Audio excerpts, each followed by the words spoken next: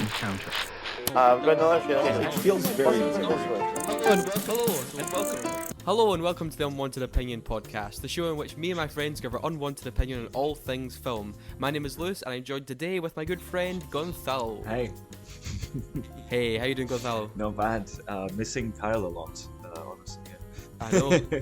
Kyle's in and out of this show all the time, man. I mean, me and him do the YouTube stuff, and then you're this. Maybe that's how it's going to be for the future. Imagine you're just the podcast guy, Kyle's the YouTube guy. Oh my god, imagine that actually. That'd be sad because I do sad. love. That would be sad actually. And it's a shame Kyle's going to miss this one because I know this is a genre and stuff that he is very interested in. And then today we're talking about horror films and specifically modern horror, contemporary horror films. It's just because, we're right in the heart of Halloween season. Yeah, we gotta talk about this. And then the next episode we'll be doing classic horror, so just sort of have a mix.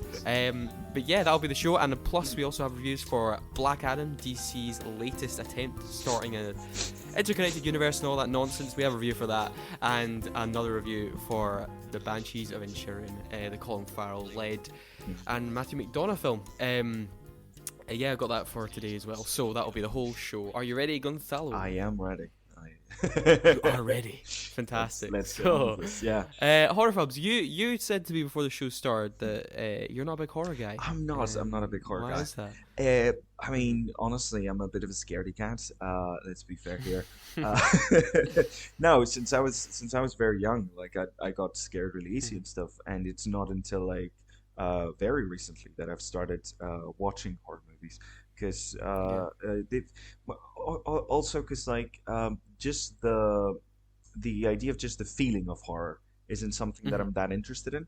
Same way I don't really like a roller coaster and stuff. Just the absolute feeling of just horror isn't something I like as much. As we will talk about today, like we can see that now recent horror films have started to tap more into other ideas. As well as the kind of like horror kind of thing. Yeah, I mean that's the thing. I think horror gets a bad rap, especially in modern day terms, where I think people believe it is just something that's considered a thrill ride. It's just something with jump scares, and that's kind of it. It's like it's a passing. It's just an experiential thing. There's not much to it. Superficial kind of thing. I found the horror genre as well is a great way to tap into really deep and meaningful ideas and especially disturbing and darker things, but they can also, I think horror film can be a really, really important genre, a way of exploring all sorts of subject matter in completely unique and horrifying ways, of course, as the genre suggests. But because it has that label, it also has the ability to be more experimental and do more daring things because it has because it has the horror label. And I think people, like I said, you can disregard the genre, and I don't think that's fair. And I'm sure we're going to talk about some films today that I feel like have or more idea. It happens every time we discuss a specific genre in this show. There's the idea of what a genre is, and then the things that you can actually do with a genre. We see the same thing with science fiction. When I say science fiction, most people think very superficial science fiction elements, whereas it's a genre that, like horror, can explore like our relationship to each other, to a society, like it's just taking situations to the extreme and showing what people's humanity, how that we react to them. I think that's when horror it's its strongest, when it just pulls the threads of like our societal constraints, or even just the ideas of how the world works, and just completely destroys them and sees what's left. And it happens with a lot of genres. You just focus on the bad because that's the thing that get churned out the most often, and you forget about the actual possibilities of the genre itself to tell meaningful stories. I feel like even like in awards things, like I think it all kind of peaked when Silence of the Lambs, like, because horror films have been nominated for Best Picture and all sorts of categories before. The Exorcist was a big one, but Silence of the Lambs was one of these films where it won Best Picture, and it's one of the only only 3 films in history that won the Big Five, which is considered best picture, best director, a screenplay one, and actor actress. That it won all 5 of those Oscars when it came out in the 90s, and then after that, it's like horror was just kind of it's just kind of been disregarded since Mm. then. I can't think of a horror film off the top of my head that has been anywhere close to getting like awards contention Yeah. because it's now just seen as that sort of genre. It's weird Yeah. how society kind of goes in these cycles where it's Oh like yeah, yeah. a genre it rises to such popularity Mm. and then and serious praise and then it sort of just kind of goes into Mhm. schlock or something Yeah, like we're that. It's going. very strange. We were studying last night actually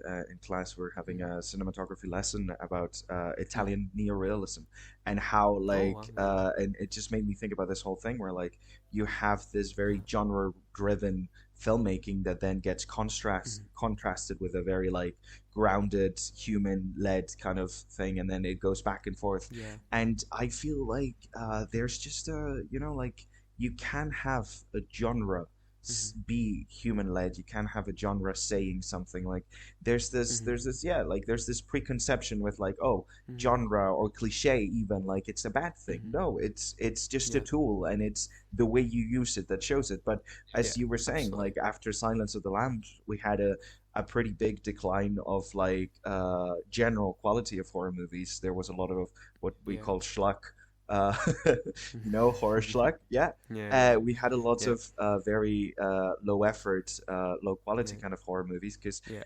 the same way we saw back in like the 50s before the Hays Code was implemented, you got a lot of like pulpy style film where it was Oh just yeah. Yeah. shock value was the only thing they were going for, and Mm-hmm. Yeah. there was actually like a trend. I think it was Mm-hmm. maybe RKO Studios. I might be completely wrong here, but they had this thing where the way they would produce a movie is they would create a poster first and then write the Mm-hmm. movie around it. Oh really? Yeah. Yeah, it was Interesting.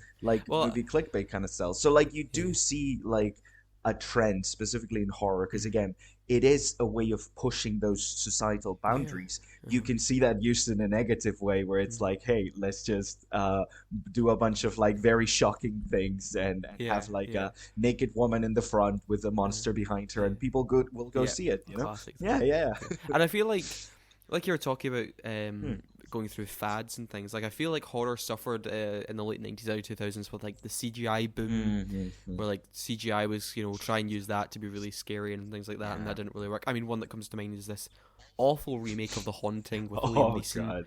Terrible, terrible. Just thought Uh, they'd use CGI to make it scary, and it's not. And uh, then also the big fad in the mid to late 2000s that was the found found footage. footage, Brought yes, by yes. the Blair Witch Project and things like that. Yeah, it's interesting Oh. because, like when you think about Mhm, something like the Blair Witch Project, like mhm, it's a really interesting film, but people saw its success and studios, let's be honest, mhm. producers and studios saw its success and assumed the wrong things were the reason it Yes, succeeded. You know, absolutely. it wasn't Yeah. the like Mhm, the way it took like it put you right in the middle of the mhm, action and the tense. mhm. No, no, it was the aesthetics of it. It Yeah, often yeah. happens as soon as there's a successful work of art, people are like, oh, it's the aesthetics that are the thing Mhm, that mhm. works. It's nothing Yeah. deeper than that. And we saw that with the found footage And movie. Yeah, yeah, that was a and big it is a thing. shame because I Hmm. think the idea of the found footage and the way that's formatted is such a powerful It way is. It to really is. incite fear into the Yeah. audience. And it was just used. It was just done Mm. to death and used Yeah. constantly in like franchise films like Oh Paranormal yeah. Activity The first and things one like that. And it was a just fantastic like showcase of mhm. what the style could be, but then they just kept Yeah. doing them over and over and over again because they were Hmm. very Hmm. cheaply made movies that Yeah. earned Hmm. a big amount of box office money. So Yeah. they were like, I Hmm. mean, Hmm. honestly, if all you care about is the money, you'd be Yeah. stupid not to, you know? Hmm. Exactly. Yeah. But anyway, let's go on to our picks then Yes, today. yes, yes. So, That was Cathal, what's your first pick for one of your okay. favorite modern horror films? So I'm going to go with a film that for me kind of like epitomizes what like the kind of film that got me into the modern horror genre, Oh, and okay. I'm All going right. to Yeah. go with Annihilation.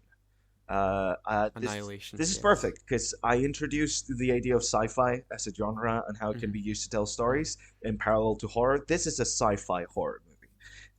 This is which honestly they have a long history. We could get into that. That's a fun topic we could hit at some point. But yeah, no, like it sells itself as a very kind of like fantastical sci-fi, very Mhm, kind of grounded but with great visuals and stuff. It's the story of a bunch of women who just cross a threshold into a new event that just happened on Earth. A meteor landed, kind of thing, and this gigantic wall started expanding, and everything inside it is warping and changing. It uses a lot of like the aesthetics of Chernobyl and the radiation mhm, poisoning kind of thing, with like genetical change and mutation and stuff. And it has really shocking, really beautiful, horrific imagery. I think it does a really good balance between making something that is absolutely horrific and disgusting and mhm, kind of body horror-y, but with like making it in a way that is so beautiful to look at that you can't mhm. stop and look away from it. You know, Yeah, it's yeah. really interesting. It's fantastic. It explores Mhm, what makes us ourselves, what makes us human. I mean, the whole story in itself is just a metaphor for trauma and how it changes us, mhm. Yeah, yeah, yeah. how we deal with it, how we internalize it, how it can destroy us and eat us alive if we don't accept it, how you move on from it but you never really lose it. Like it's a whole exploration of that, but Mhm. it's done in a very kind of like grounded story where you're following Uh-huh. these women who just cross the threshold into this really really weird Mhm, world where everything's mutated, mhm. everything's constantly changing, Yeah, and yeah. it makes you very aware of your body and the fact that you're just a clump of Oh, interesting. cells, you know, that can change at any time. And like it's really interesting. It's a very very fucking good movie. I would definitely suggest people watch Yeah. this. It has some amazing performances. It still has puzzles that I've watched this movie like 3 or 4 times at this point. I Uh-huh. still don't understand all the metaphors. I still don't Everything. get what everything Uh-huh. refers to. Yeah. It's very odd, but it's odd in a very curious way. Like again, the visuals of the movie themselves, they are disturbing. The story itself is disturbing and uncomfortable, but in a Mhm. beautiful way that makes you want to keep watching. Yeah, Mhm. 100% I mean, recommend. that's annoying because Yes, I've it's Alex Garland and I've seen Next Machina and I've seen Men, yes, but I've not seen Annihilation, which yes. is in between film. It's But honestly, that's sort of like, yeah. I mean, if I you, didn't like when I watched it for the first time. I didn't know uh, it was the same director as Ex Machina. But after I watched it, I mhm. was like, this feels a lot like Ex Machina. I mean, Alex Garland, like you said, I mean, Men came out this year, which is another very like Yeah. metaphorical and Mm, mm, idea-driven, very atmospheric mm, horror film. One that isn't super jump scary. That's one that's dealing with psychological stuff and also mm, trauma in a very very similar way, and also mm, like guilt is a mm. major factor in that, Yeah. and guilt and blame and all that sort of thing. I actually I did really I know Men kind of was quite divided Mm, when it came out this year, but I actually really liked Men, and that also deals with mm. really Intense body horrifying horror. like body horror stuff. I have a Like, feeling Men goes way uh, harder than than Annihilation did. Don't get me wrong, yeah, Annihilation, if you're squeamish, you go and scream. yeah, But no, yeah, by the descriptions of yeah. what happened in Men, it definitely is like another level of body horror. No, would you say so? Would you say like Annihilation is definitely more Hmm.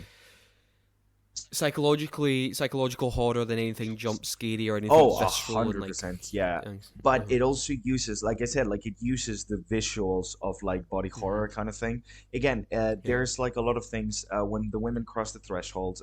It's supposed to be like again, hails a lot to like the whole idea of radiation poisoning and like Hmm. a radiative zone where like once you're there, your cells are being bombarded and constantly Yeah. being killed. In this case, they're mutating and changing constantly. Okay. So you have moments where like veins under the skin start swirling and they don't know if it's them, if it's Mm-hmm. something inside them, what's happening. Mm-hmm. There's this soldier that they find this kind of like body in a swimming pool that is absolutely beautiful, Mm-hmm. but it's spread like those old torture things that they used to do in the medieval times. There's like the angel ribs things where they would tear the ribs out, kind Oh of thing. yeah, yeah, Yeah, yeah. I know it's like exactly. Yeah, yeah. torn like that, but it's also got flowers growing inside it, and Mhm. it's kind of gruesome and beautiful at the same Mhm. time. And you find this Yeah. video of the previous soldiers that were there, and how one of them said that things were moving inside them. He cut it open, and his organs themselves were moving and changing and turning into something else. Like, it Mhm. does tap into that kind of like, holy shit, I'm just a bunch of things, and I Mhm. don't have any control over them, and they might, Mhm. like, that's the kind of horror that it goes Yeah. into. And again, it's technically graphic horror, but at the same time, it triggers a more psychological part of your brain, you know? Yeah. Yeah. Yeah, yeah. Absolutely. Absolutely. I mean, like you were saying with the Hmm. the beautiful imagery and things like that. I mean, Yeah. I think also when we're talking about horror and horror getting a bad Yes. rap, horror can also be a very beautiful medium, Oh, absolutely um, stunning, yeah. and a way to express I mean, story and imagery and things like have you that. watched The So Shining? Every single yes, take in every that shot movie, it's just a is painting. Yeah. fantastic. In that. Well, I'm gonna move on to my pick, right? And Yes. I kind of this is like in the nomad land of horror film Okay. because this is like early '90s, so Mm-hmm. it's kind of pushing contemporary slash modern. But I'm Mm-hmm. gonna go for it anyway because it's not classic horror, Yeah. it's not slasher horror. It's in that '70s '80s period either. It's like Hmm. it's the in between land, I guess. So Yeah. I'm going with this, right? And it's also controversial because it's Twin Peaks: Fire Walk with Me, David Lynch's Yes. Twin Peaks film, right? So Mm. this is quite interesting. Mm. Little backstory to this. So, of course, there's the iconic TV series Twin Peaks, which came out in 1990, and then season 2 came out in 1991, which was a big game changer for television. It was like bringing cinema to television. The production was fantastic. It Was a started the whole massive, idea massive of hit. like prestige TV that we have nowadays. It was like Yeah, kind of like yeah, the pretty much. It spark was of like like that flame. it was the beginning of sort of making TVs really cinematic. Yeah. And of course, it was season 1 was a massive, massive hit. Mm. And of course, with series 2, there's sort of problems with Lynch in the studio and Mark Frost, who was also the co-creator of the show, about what to do with it. Should we uncover the mystery of the death of Laura Palmer? Because that's what the whole show was based on. It's like, who killed Laura Palmer? And David Lynch always had the idea that he never actually wanted to uncover the mystery, and that it would always be something that would never be solved.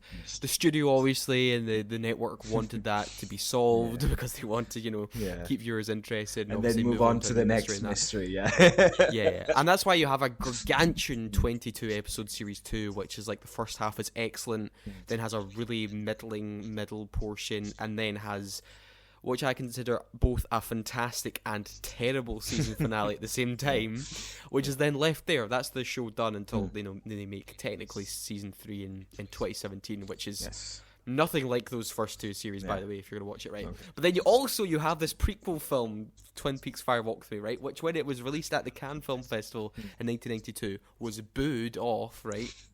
Considered a terrible thing, was a critical misfire. Everything about it was just like no one gave a shit, and it's because you have these two mindsets. You had these loyal fans of the show who expected this to be like, oh, okay, this is going to finish off like the season finale left this big cliffhanger. This is going to be the thing that finishes the whole thing off. It's not that. It's a prequel thing to before series 1, Yeah. but it deals with some like occasional references to like stuff that happens later on in the show. And then of course people who hadn't seen the show were probably thinking, what is this that I'm watching? I don't understand. So both camps were really upset, and everyone booed it. Like, right. Yes. So it's a But I would companion contend- piece, you would say. Like, Yeah, is it something that you can watch absolutely. on its own, or is it something you need the context of Twin Peaks? No, that's the thing, right? Yeah. Look, if you aren't willing to sit down and watch a 30-hour, I think it's 30 episodes which you have to watch to So fully get whatever this to get I Fire Walk. I If you aren't tried willing with to watch Twin that, Peaks, but it's a lot of episodes. It's a lot, right?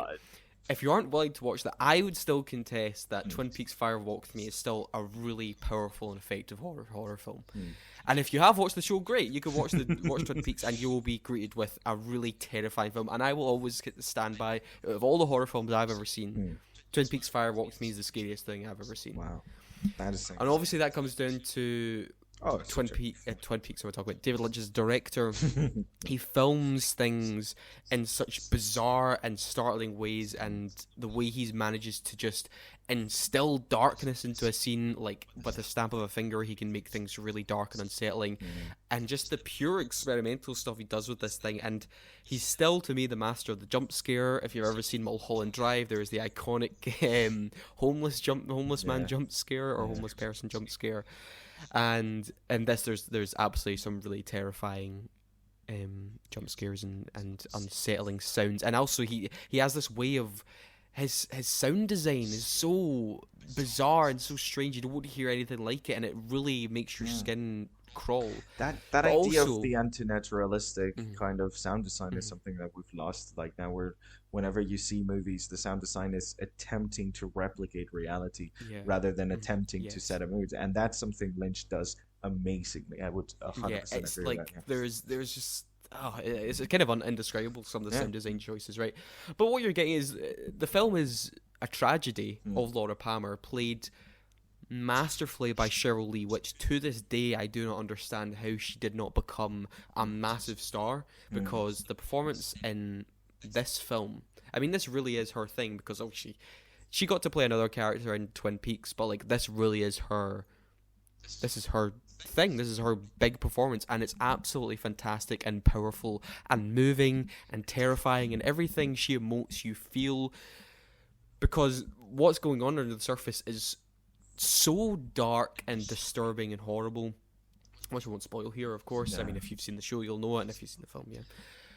What's going on here is so dark and depraved, and the way she manages to just convey these feelings that to most people would be like, undefinable, unbelievable. She's so good at that, and as well as Ray Wise, who plays Lillian Palmer, as well as this, who can just go from 0 to 100 like with the snap of a finger as well. Like, Uh, he's so brilliant and so intimidating and creepy in this film. It's just those two performances alone, with the protagonist and antagonist sort of thing, and there's also this otherworldly spirit going on infecting the world, and that's kind of what mm, Twin mm. Peaks and this film's about. Is like there's something evil in the world. There's always darkness in the world. Yeah. Something that actually the Halloween Ends couldn't do is to, talk about this As permeating soon as you evil were and talking darkness that about it, exists. I was like, Uh, "Oh, that reminds me of what they tried to do with Halloween yeah, Ends," but I'm not gonna bring it exactly. up. But this is uh-huh.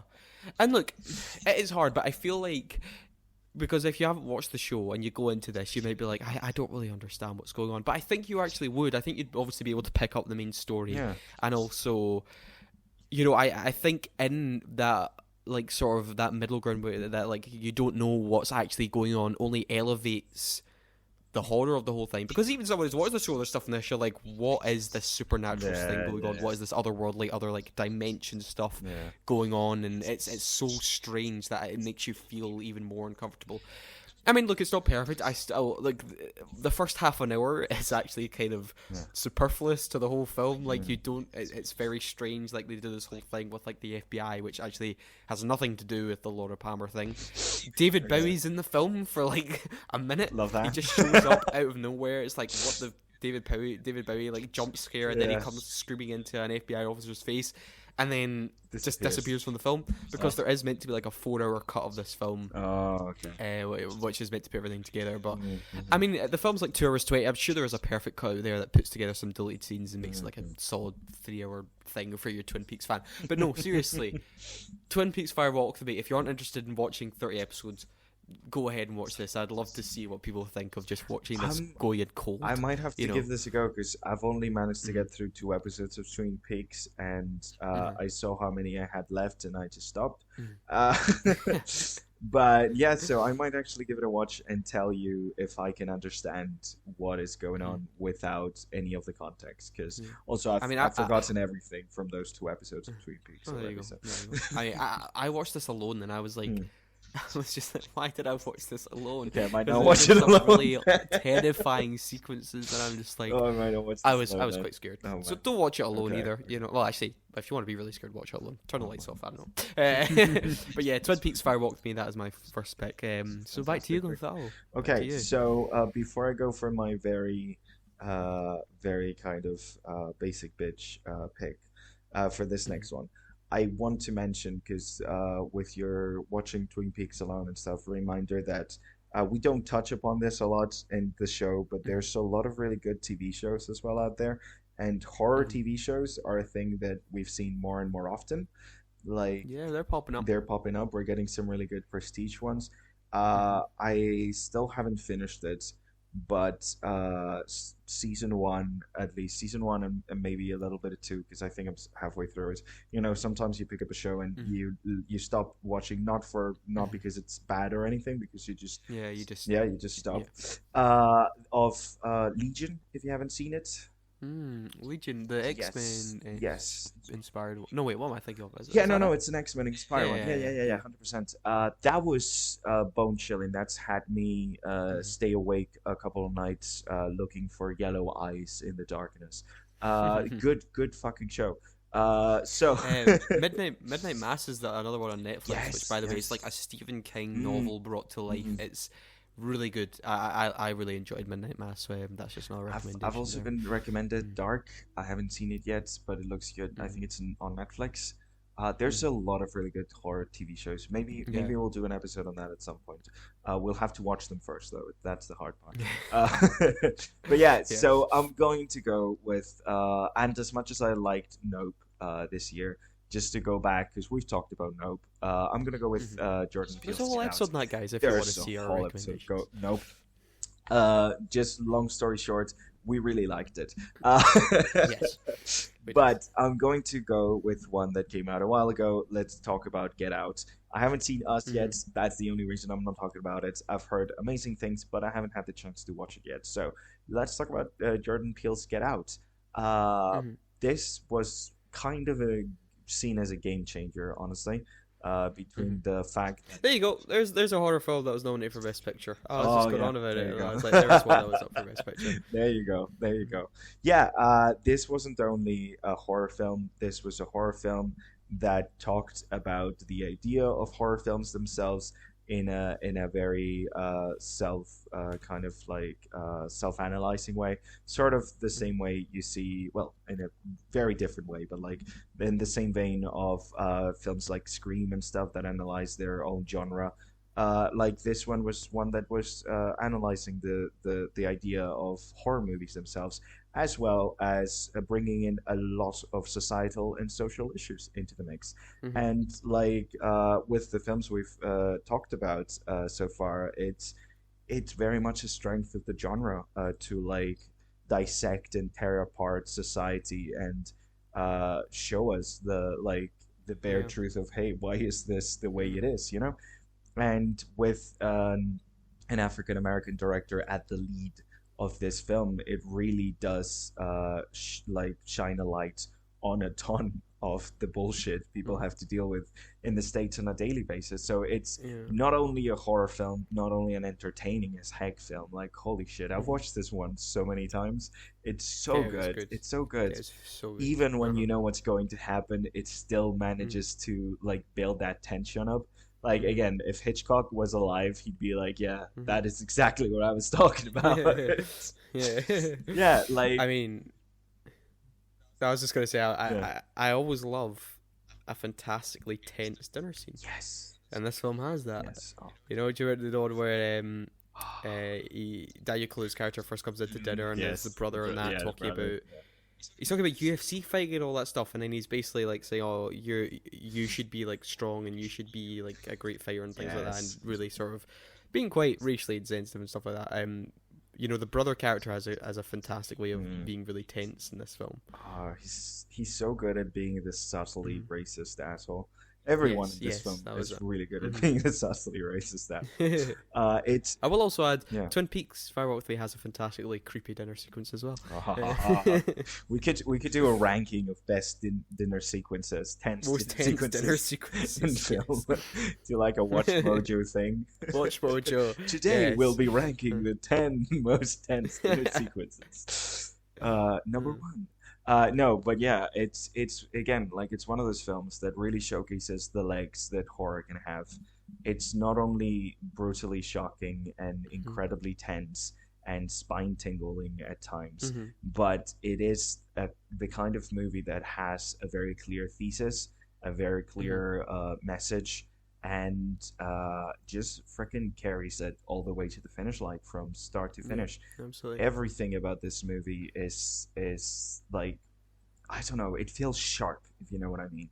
Like it Yeah, feels like it's sharp. it knows exactly what it's doing. It's incredibly well crafted, and it's a kind of thing you don't see a lot. You know, Mm-hmm. it's not a very common type of movie. It does not feel Mm-hmm. like the first draft. It doesn't feel like the third draft. It feels like this movie has been written 10 times over Mm-hmm. before they even thought about shooting anything. You know, Mm-hmm. and Absolutely. yeah, it's fantastic. There's not a single scene that I would take out. There's not a single scene that I Mm-hmm. would add.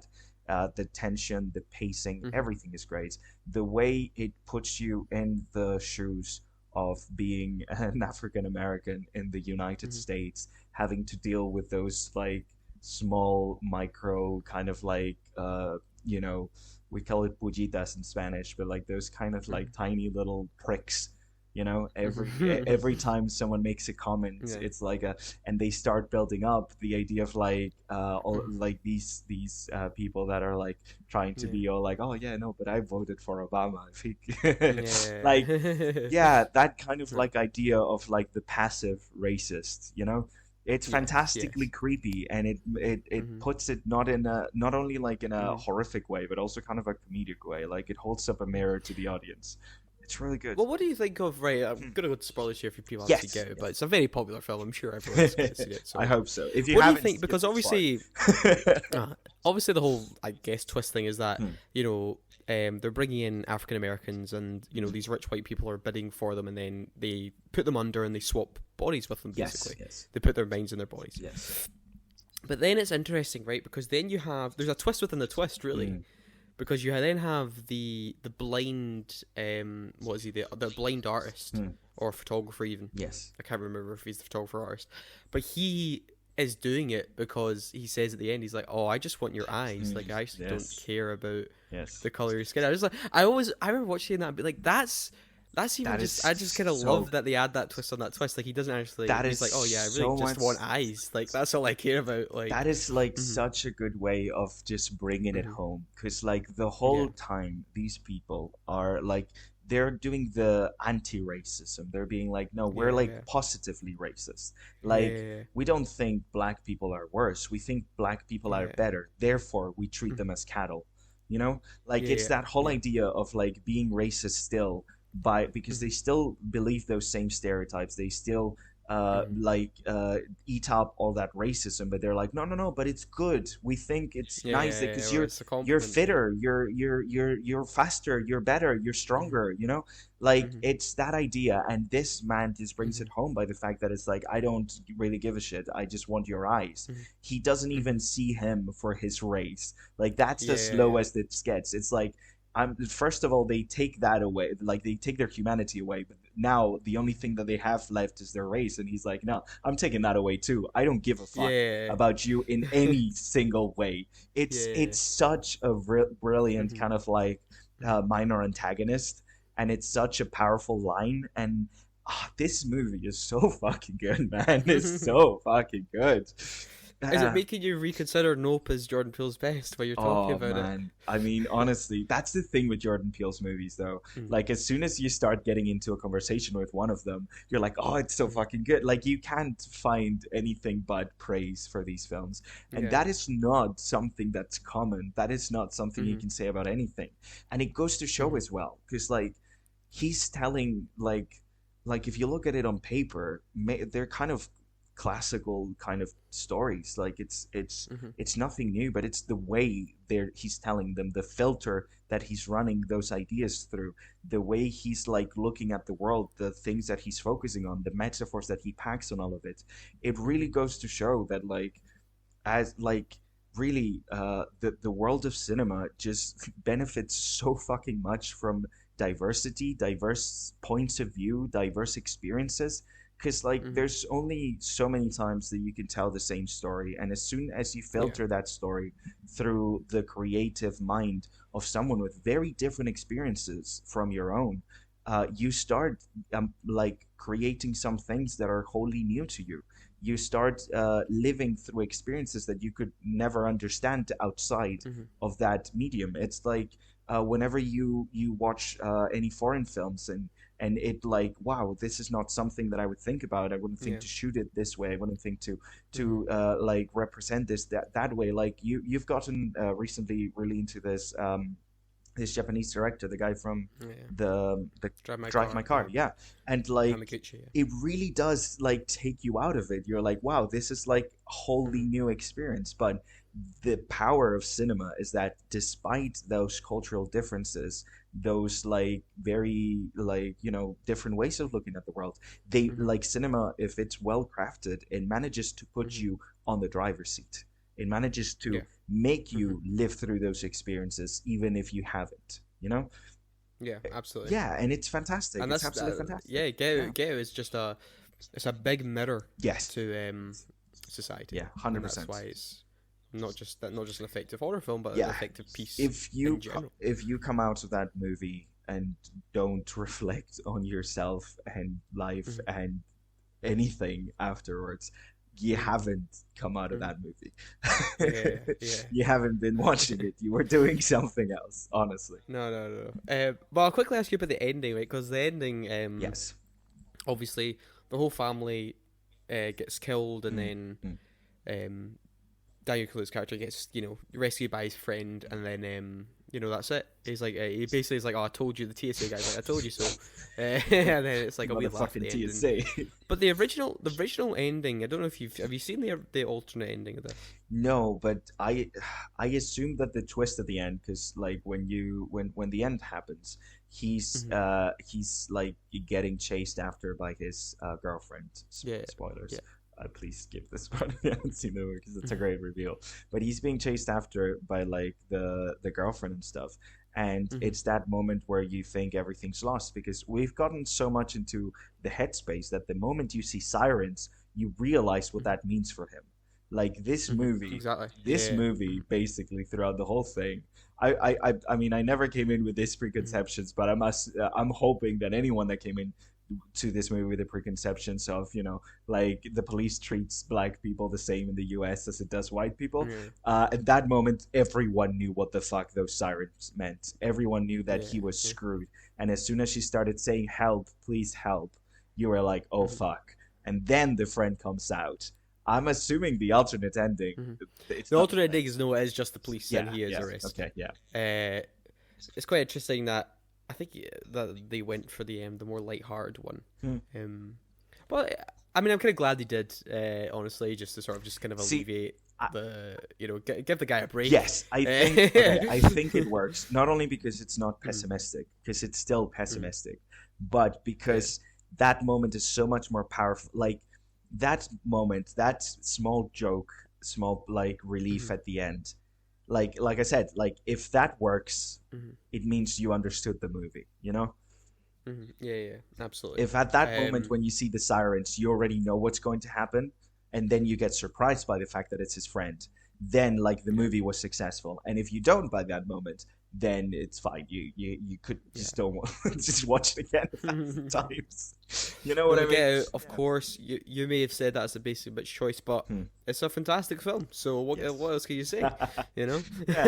it doesn't really matter. Again, for me, it's another really like really bright example of why Mhm. I'm enjoying horror now. Because Yeah, when yeah, I pick because that kind of film, I'm hmm like, yeah, this was worth it. It yeah, doesn't just it's not just about and there's nothing wrong with the raw feeling of terror. Absolutely nothing no, wrong. I know people like it. I personally don't. That's why for hmm me this exploration of like more psychological types of horrors, more societal kind of horrors, hmm it tracks me more to these experiences in these horror movies. It's something that I'm yeah, more into, basically. hmm absolutely. Well, I guess for my final pick, Yes. this is really recent. This is last year. This film came out, Hmm. and that is a British film called Censor. Cool. Spelled CENSOR, Mm. so censor as in censoring film. Yes. And so the film, it's set in the 1980s during this period of the video nasty era. I don't know if you've Mm. heard about this, Mhm. Gonzalo, the Yeah. video nasty era. Yeah. Yeah, so it's during the Thatcher government, and the Conservative government believed that horror films and violent films where, causing more crime and disruption and things. Sort of like how in modern Video days games, still yeah, people think video games are causing, violence gun and violence. Yeah, shootings and things like that. It's not the fact that you can No, get they're a not. pistol But at Walmart. the conservative government had that sort of idea Yeah, at the time, and so it stars Neve Algor, who plays Enid. And her job is that she works for the BBFC, so she has to sit down and watch horror films every day, and basically, write down what needs to be cut if for them to get like their video release or cinematic release. She just has to tell them what they need to cut out, and if they do that, it's fine. And here's your rating. Move on. Yeah. But then one day she comes across a film, and I think it's called The Forest or something. It's I think that's the title of the film. It's like The Forest or something. And she watches it, and she's like, "This feels really familiar. What I'm looking at, like I've seen this before." And what she then sees and unfolds is strikingly similar to a tragedy that happened to her and her sister in the past. And she's beginning to be like, how is this possible that this is being captured on film? And from there on, you have this story that kind of goes on like something that sort of rides the line between what is real and what is fiction. You have this whole thing about Enid's, dealing with this whole experience of guilt and what she could have done differently in the past to sort of avoid the tragedy that happened.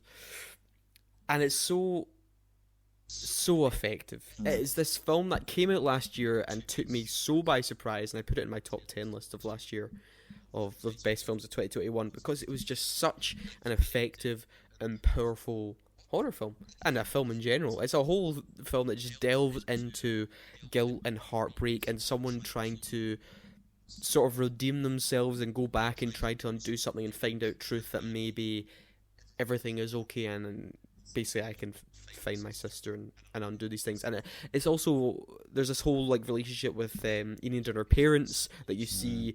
This thing that happened in the past has clearly never left them, and it still has this, it still causes friction in the relationship ever since. And it's obviously she wants to do this to sort of just reform everything with her family.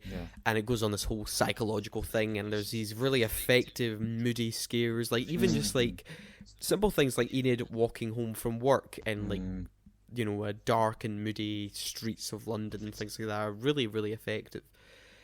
It was just one that I saw and was like, this is just terrific. This is just a terrific horror film. I loved Censor. And I know it's available right now on Mubi if anyone wants to see it. But trust me, it's something that I was completely surprised by. And the way the whole sort of the story goes down and the way it ends, the ending is just... I mean, I think a lot of horror movies can sort of ride on their endings because obviously horror films deal with a lot of twists and turns and things like that. But the way this film ends is like, it's just perfect. It's just like genuinely a perfect thing that makes you go, what? A whole like kind of like what, and then it just cuts to black. It's a really fantastic thing. But the whole it's interesting how horror films can. I feel like they're the genre that can get away the most with cliffhangers. And like big dramatic endings, like just a shot of something and boom, cut to black kind of thing. But there's also like there's the Michael Smiley plays this guy Doug Smart, and he is the guy who submitted the film. The Forest, and he's like, oh, go on, give this a 15, and then like we'll be fine, just go on, just pass it. And then obviously she has like this obsession with him. It's like, how does he know this? Get me. She wants to fight. It's like, you're the producer. Tell me who the director made this is. Like trying to like dig deeper into what's really going on, and the way they sort of who's telling her story. I know it's the way they sort of kind of do with what they do with the Doug character. It's like, does he know, or is he just being like, or is he just like he has no idea what's going on? He's either an idiot or he's just having wee digs and things like that. It's just playing like, with her. doing the whole kind of. You don't really understand, know what's really going on with Doug. I kind of like that whole thing. But I also just love the whole, the setting of 1980s London and, this whole period of video nasty stuff. I just like kind of going into that whole, that sort of niche part of history and cinematic history. It's just a really fantastic horror film. I definitely want to check out. Oh, I'm 100% gonna watch this then. Oh, you are? Yeah, I mean, I've been You gotta looking watch at that over like, Halloween, eh? oh my God, I've Mhm. been looking at like screenshots of it and stuff on Google while you've been Mhm. talking. Yeah. It looks gorgeously shot. Mhm. I love the colors. Damn, Mhm. like, It has wow, a really effective like mood lighting and yeah. stuff like that. Even like Hmm. with her sitting down to watch the films in their little screen room is Yeah. like just great, and it looks so kind of grotty and like covered in smoke and things like that. It's Yes, just yes. it really is perfect. It really Definitely does one to like check give out. the vibes of that time period as well. It's really nice. Absolutely. Looks really nice. Yeah. I'm excited. But hey, Okay. I guess that'll kind of wrap up our picks for today. Heck yeah. Is there any kind of like other popular kind of modern horror films just gonna kind of quickly go over? I mean, any Jordan Peele one from us to know Mm-hmm. watch them, they're great. Uh, I had American Psycho on my list as well. That's another good one. We talked about that in Yeah. horror comedy. Me and Nice. Kyle Yeah. Yeah, I had a talked couple about of that horror one. comedies as well because Mm-hmm. honestly, the fascinating thing about horror and comedy is that they have like a lot of Mm-hmm. things in common. Like it's very Mm-hmm. easy to go from one to the other, and it's nailing it. Mm-hmm. That's like, the idea of timing and uncomfortableness and like that kind of, Yeah, yeah, it's yeah, really like important to tension. each. It's really Absolutely. important for both of them. So like, yeah, Mm-hmm. Yeah. it's a tightrope there. Yeah. Yeah, I mean, honestly, just fucking the fact that just wanna like reinstate the fact that like uh indie movies have been like a really mm, big there's been like a really mm, big wide door open for yeah, horror movies in the indie market. They yeah. are cheap to make, and the fact that they're horror guarantees an audience because Yeah. people who want to watch horror want to watch it whenever. And I feel like I mean the biggest ones of those are like the Ari Aster, yeah, Midsommar, and yes. Hereditary. Those were really kind of big, kind of cult Big hits, hits, big hits. We've which had a kind of. lot of flops as well within the indie Mm-hmm. genre, but like it's the fact that there's studios like A24 and Blumhouse that are like really into the idea of like producing smaller kind of horror films because Yeah, there's yeah. always that kind of market. So Mm-hmm. I feel like that's why we've seen so many new groundbreaking kind of ideas within the horror Yeah, genre. yeah. It's because of those I small feel like production the horror companies. genre in Yeah, the modern day is definitely one that's gone through rapid growth. iterations. Oh yeah. Like we talked about the found footage thing, and then we talked about Mm, the Conjuring and the yeah, Insidious yeah. films, and like Sinister and all that stuff. Those really popular ones. Those really kind of brought back like the class, like the The whole classic jump demon scare possession kind thing of thing. and demon stuff, like those Mm, things, sort of things. And then of course you talk about the A24 and Blumhouse thing. Indie horror is really taken off yeah. with those kind of hits, as well as like The Witch and like the Yeah. Lighthouse, the Robert Eggers Yes, films. because we're seeing a Hmm. lot of like historical horror, like the idea of just Hmm. putting people in a period of history that was shit, and that's pretty much Yeah, most of the horror there. yeah. Yeah, yeah, no, no, like Uh-huh. it's interesting because like I feel like it has opened the floodgates to a bunch of indie productions where you get Hmm. very weird ideas, and sometimes they work, sometimes they flop, but because Hmm. the upfront cost is so low and there is always a box office for them, you are Hmm. seeing a lot more rapid iteration and more like Yeah. wilder kind of concepts and ideas getting done within the Hmm. horror genre. Yeah, it's interesting. Yeah. Absolutely. Yeah. Well, anyway, that'll wrap up the modern horror discussion here, and now it's time for reviews. So here is Black Adam. Time to body swap Gonzalo into Kyle.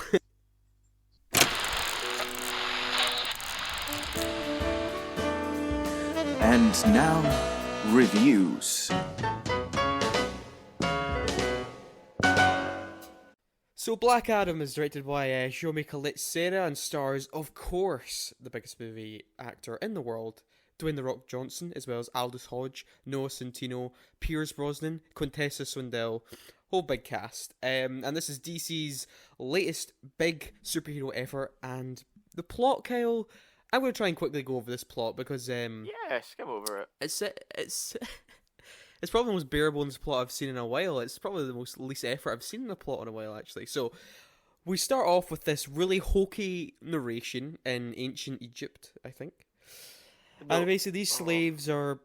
these slaves are told to mine for this thing called Ethereum because they want to put together their king wants to put together this crown that will connect them to the underworld and have a big evil devil guy, um, you know, take over and rule the world. Of course, a little hero, goes against their slave masters and gets the powers from the wizards. Yes, I'm not making this up. From wizards to have the power of Shazam-esque thing and becomes Black Adam, defeats the king, and then is buried for 5,000 years, and then is awoken by some explorers / archaeologists / freedom fighters. I can't really remember exactly what they are. They're one of those things. And then The Rock wakes up. Black Adam wakes up and does he wreak havoc on this small city? So, Kyle, what were your overall thoughts for Black Adam? Okay, thank you. So my overall thoughts for Black Adam is that I'm slowly becoming done with superhero movies. Right. That's a great start. Yeah. I mean, this isn't. Mm-hmm.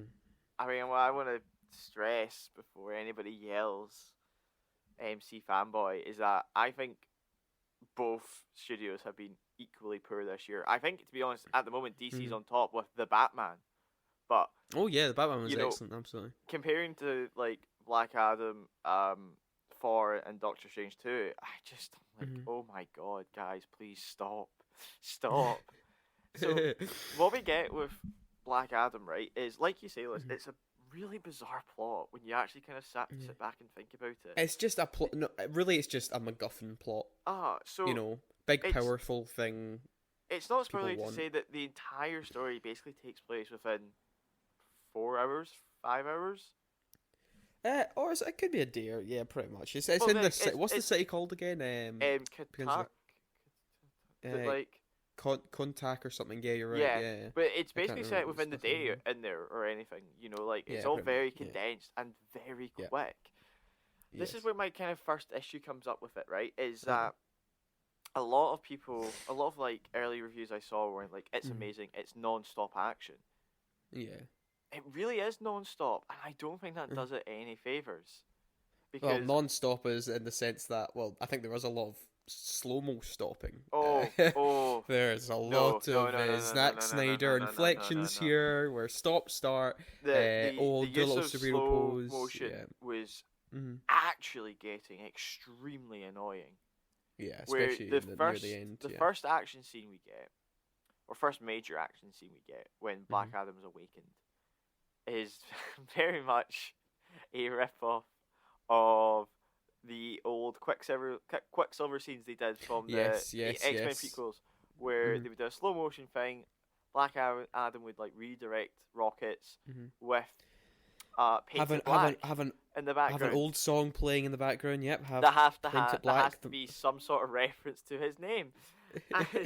So as we get on in this movie, not much of it for me was enjoyable. I was to say that maybe if the only thing I was to enjoy were probably like the Justice Society's characters to a point.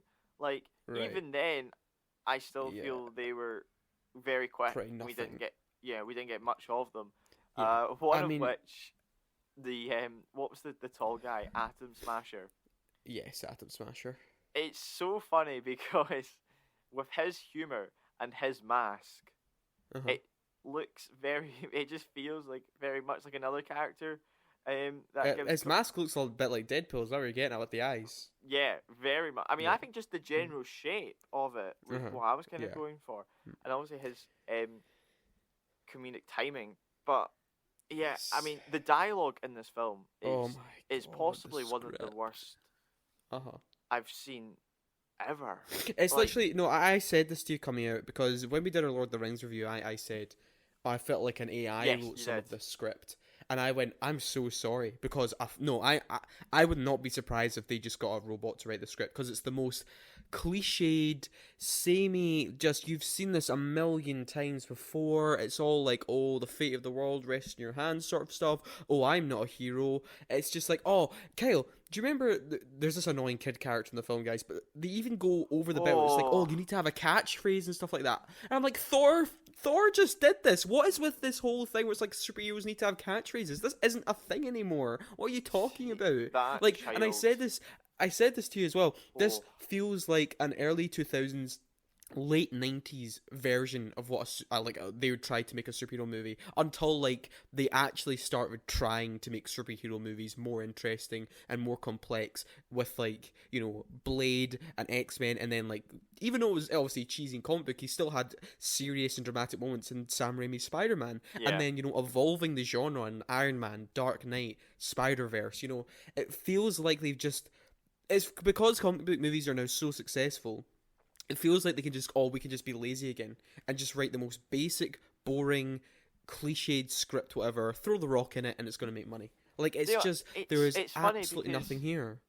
I feel this film has been on development, or like at least on the idea of Warner Brothers, for almost like over a decade. Yeah, like, yeah. The Rock's been wanting to get this made for years and years and years. Was like the first mention of this. Yeah. And it eventually happens. Now, there was talk when they did the Shazam film in 2019, 2017? I can't remember. 2019, yeah. 2019. That he was going to appear in that, because obviously the idea is that he's connected to the Shazam comics. Yeah. And then it was like, no, we're going to make it into his own film. And you're like, right, you've had all this time, and you give us the most generic script ever. Yeah. I want to move on to the action and the visuals, right? Because I wasn't particularly a big fan of the visuals, right? No. I think it's messy. I think it is messy. I think it's visually messy. It's very jarring. I don't know if it felt like it obviously, because of the kind of setting that they're in, it's very kind of sandy and that kind of browny colour. Yeah, they've put like a warm filter over, like a golden filter over the film. Yes, color corrected it. Yeah. Yeah, it just you know, I didn't think it looked nice. I think there were some scenes that really, the visual effects weren't great. No, the main villain, that was brilliant. Oh, we'll get to that. Like, even just from like a color gradient cinematography perspective, some of it's really overexposed. Like, it's really like white, and it's just like, guys, that doesn't really look natural. And like you said, Dr. Fate and the big villain in the end, I couldn't even tell you what his name is just, they look like PS4 game characters. Like, they don't when I came out of the film, I remember I said to you, that film reminded me of like those early days live action Call of Duty trailers, where they would like shove live action they look people. like live action CGI game trailers that they have to. That's exactly what it reminded me of. Exactly. It's it's terrible looking. Sabak, that was the villain, the demon. Thank you. Yeah. Him. I forgot about that. So, yeah, wait, let me think what else I want to think of it. That child I genuinely despise of all my life. Yeah, because what they have this child character. The DC fans, I feel like. Yeah, no, he's a boy with like, he's got Superman posters, Aquaman posters, Wonder Woman, Batman and stuff all in his room. He's a big superhero fan, and they try and use him as a character to sort of like give a Black Adam an emotional, an emotional character to sort of bounce off and sort of ground him to reality and make him more relatable. I guess that's the point of this character, and make him, have a little moral conscience, and he wants to help and save this kid and stuff. But by God, it's just this is what I mean. It's just this is what I mean by the 90s thing. It's like, this is like a dated thing. It's like, you don't need that. And it also reminded me of like Deadpool 2. One of the weakest aspects of that was like having that kid character, because they wanted to have an emotional counter character to Deadpool, because he lost his girlfriend, so they want to have him, an emotional ground point.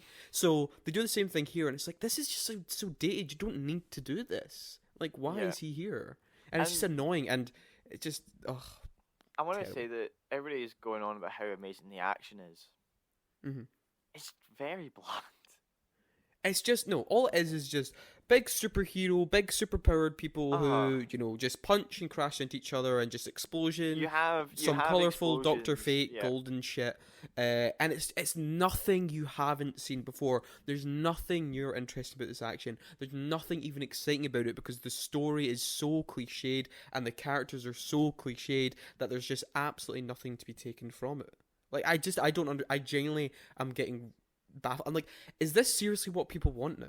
Like, just the same stale film that just goes through the motions of the most basic superhero movie possible. it's like everything. There's absolutely nothing original or interesting or new here. No cool ideas. There's not like I said. The CGI's messy. The action's messy. I know I'm just going around in circles here, but really, I don't understand why this is what we want. Is this what audiences want forever? Because this is going to make money, and like, oh, we can just be lazy with it again. We can just be lazy with these superhero movies, and everyone will go see them because there's nothing here. There's absolutely nothing here. No, I'm sorry, rant. no, there isn't. I think you're right. Right. Mhm. What I would like to, I mean, is this non-spoilers? Do you want to get to Well, the no, spoil? Do but- you want to but- spoil well, anything here? I want to kind of talk about what I think DC were trying to do with this film, being Mhm. that last 20 seconds we saw. Mm-hmm. Right. I think everyone knows. Everyone knows Right. what the last 20 seconds are. So the post-credit scene, if you don't want to know, don't listen. Yeah. Superman shows up at the end, right? Mhm. And it's Henry Cavill and Superman for about literally 5 seconds. Now this kind of got leaked when the film had like a Mexico showing. Now I think I'm very sus about that as well because I'm pretty sure, like, I think that was done on purpose. Yes.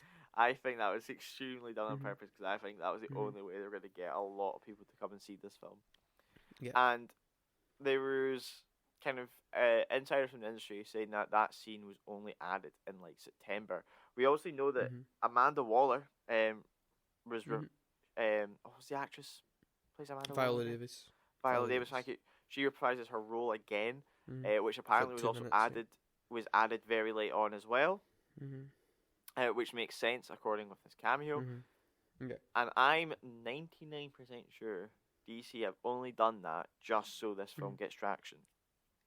No, but that's what I mean, Kyle. It's like they're trying to build their DCAU brand again. They're saying The Rock has even come out and said this is our phase 1 and stuff like that.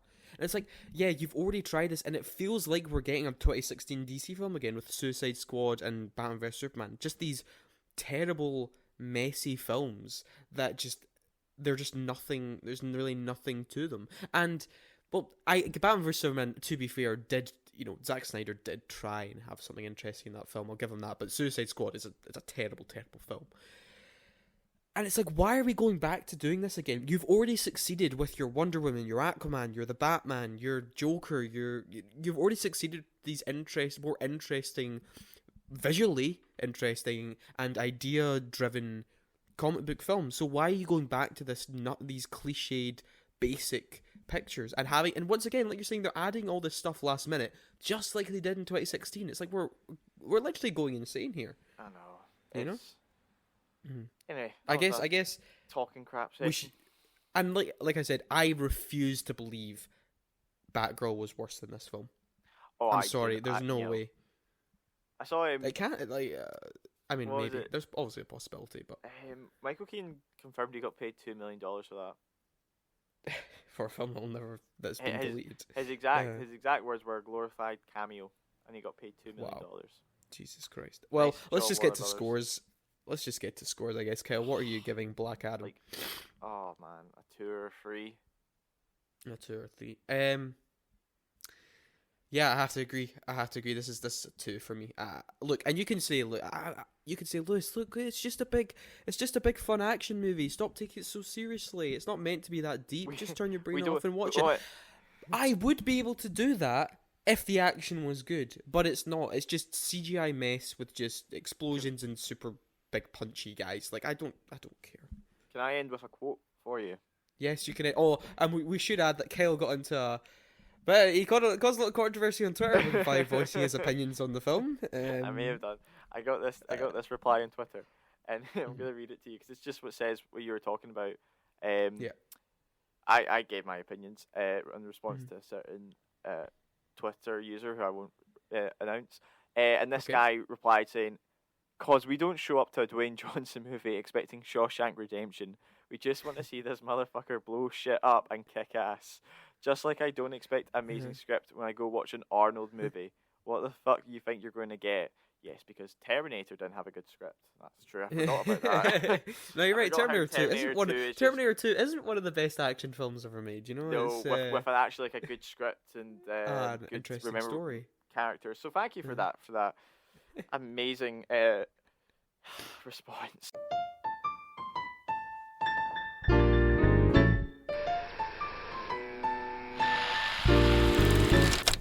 So that was Black Adam. I hope you enjoyed that Wow. review. And Gonzalo, how did you do that, man? You just turned the kettle for I 15 know, minutes, then you just jump back. I've never told you about this, but I have this amazing voice acting ability. Yeah. Right, I see. So just impersonating Kale for the review. Yeah? You miss him that much, you're going to impersonate him for a review. If that's what it takes. But yeah, so from what I heard, you absolutely love the Black Adam. You think it's like the beginning of something great. Like it's set up fantastic. So many like movies that are going to come out because people really responded to it. So yeah, excited about the future. No, it's like like I say, Black Adam really was probably the biggest genre-pushing superhero film since The Dark Knight. Absolutely, no doubt. The Rock's really done it. Yeah. I could see an Oscar nomination. Oh, 100%, yeah. But yes, let's move on to the final review of today. That is Martin McDonagh. I called him Matthew McDonagh earlier in the episode. God damn, sorry, that's Martin. embarrassing. I'm sorry. I have to. Oh, Jesus Christ. Anyway, Martin McDonagh's The Banshees of Inisherin. Yeah. So of course, Matthew McDonagh. Great. He started off as a playwright. You called him Matthew. What? Did I call him Matthew? I'm really sorry, Martin. I'm really sorry, Martin. Please don't take this wrong way. Sorry. Martin McDonagh. Yes. AKA Matthew McDonagh. AKA Matthew, just in case I get it mixed up. He was, of course, a really popular playwright. That's how he got his career into screenplays and things like that. He was a big playwright, and then, of course, he wrote and directed films like In Bruges. You're a fan of that film? Yeah, loved In Bruges. That was really good. In Bruges. Watched it a couple of times. Which, of course, also stars Colin Farrell and Brendan Gleeson. Yeah, great couple. In Bruges, and then he did Three Billboards Outside of Ebbing, Missouri, which was a big Oscar contender a few years ago. And now he's back with the Banshees. Oh my god, I'm all over the place. The Banshees of Inisherin. Yeah. And so the story of this is really simple to start off with, right? So you basically have these two friends, Colin Farrell, who plays Patrick, and Brendan Gleeson, who plays Colm. Nice. And they're two lifelong buddies. They're friends on this little island off the coast of Ireland. And then one day, Colm just says to Podrick that I don't want to be friends with you anymore, and that's it. It's like, that's it. I don't want to be friends with you anymore. And of course, Podrick at first is like, "Oh, you're kidding. This is a weird joke. Like, okay, no, but seriously, you're a friend, right?" And Colm's like, "No, I'm done with you. That's it." He's just like, "Okay, that's it over." And from there, I mean, that's really kind of sad. I don't really want to get spoiled where this goes. And from there, you have all these interesting relationships that sort of go in like these sort of weird directions on the island. So you have like Barry Cogan's Dominic, who's sort of like who Podrick kind of considers like the island simpleton, and also you have Kerry Condon, who plays Siobhan, who's Podrick's sister, and they're sort of just like no one could seem to wrap their head around what's going on. Like, why is all of a sudden Colm just decided to be like, no, I'm not your friend?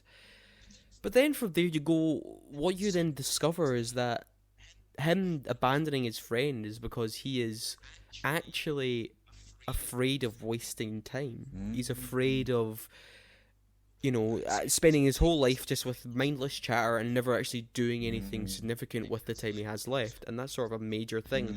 And there's one of the biggest, most successful parts of this film is this whole idea of what should your life really be about? Should it be about, like Podrick always like says in the film, he's like, well, I have people in my life that love me, and my life may be filled with chatter and stuff like that, but at least I have people who like me and love me, and that's what, at least I'm enjoying my life. Yeah.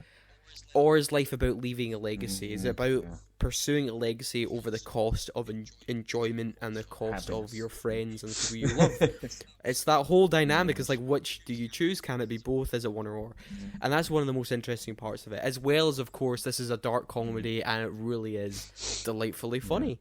There's so much like funny little bits of humour. Colin Farrell and Brendan Gleeson have great chemistry on screen, where it's either just like, they just have Colin such Farrell good chemistry, both of them. Like, holy shit. Yeah, if it's Colin Farrell just being baffled at Brendan Gleeson's decision, just like not be your friend anymore, or if it's ranging from just like pure anger and frustration. It's like, why are you doing this? Why are you like this?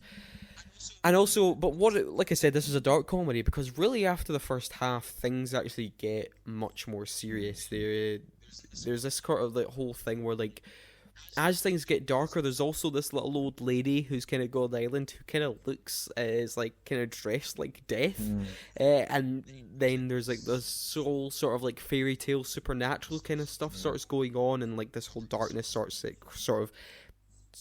taking place on the island, and these things with like body mutilation kind of things, as well as like deaths and things kind of go on, and it's like this whole sort of like evil spirit sort of like spreading over the island that's sort of spreading kind from like, this conflict between Podrick the folkloric nature reacting to like the inner conflict. Yes, folkloric. A very kind of like German expressionism kind of thing to do, like the idea of tapping into folklore and the environment changing towards your personal emotions kind of thing. Yeah.